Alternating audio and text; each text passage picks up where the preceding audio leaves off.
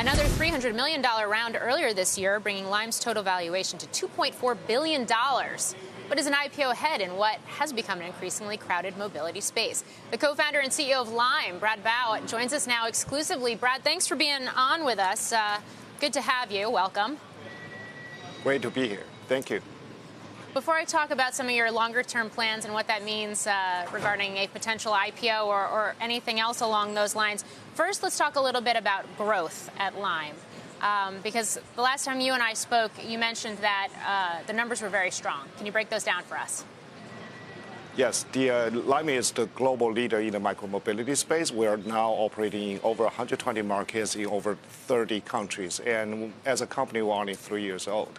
So we are the global leader in the micromobility service by any metrics, regardless it's trips, numbers, users, and number of markets or revenue. Roughly about 2 weeks ago, that we announced we generated over 100 million trips, and that's twice as fast as any other company in the mobility space that we know of. And what it means to the society that we brought down, the car trips by roughly about 25 million miles, and that's enough to circle the Earth for about 1,000 times. Are you profitable on those rides? What do the unit economics break down to?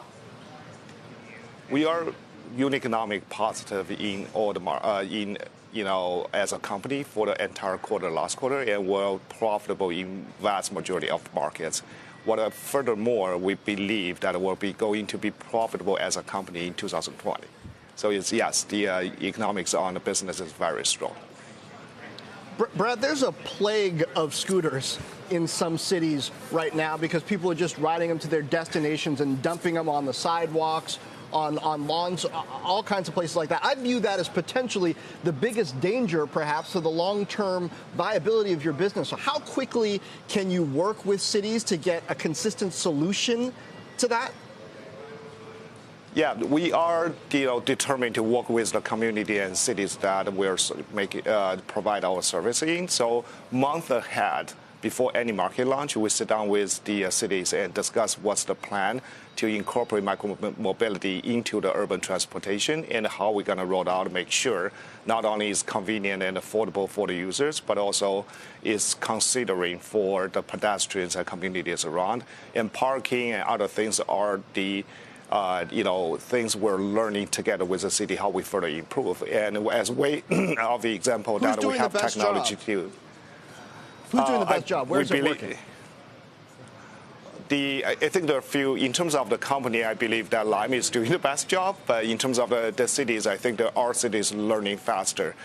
Take Paris, for example, how they converted some of the car parkings into scooter share parkings and adding more bike lanes to protect the safety of the riders. And there are many cities are advanced on that front as well. Seattle being one of them. Poland, we're really proud of the collaboration that we have with the city of Poland. Hey, Brad, the cities where adoption is best, is it more about demographics or geography, in your opinion? I think it's more about perception and also in terms of the embracement of the new technology that can help to fight and combat the traffic congestions and also pollution that we're facing on a daily basis. No matter you're in New York, in San Francisco, we are facing exactly the same challenge every day. The traffic getting worse, the pollution getting worse, and also equitable access to mobility options is getting worse.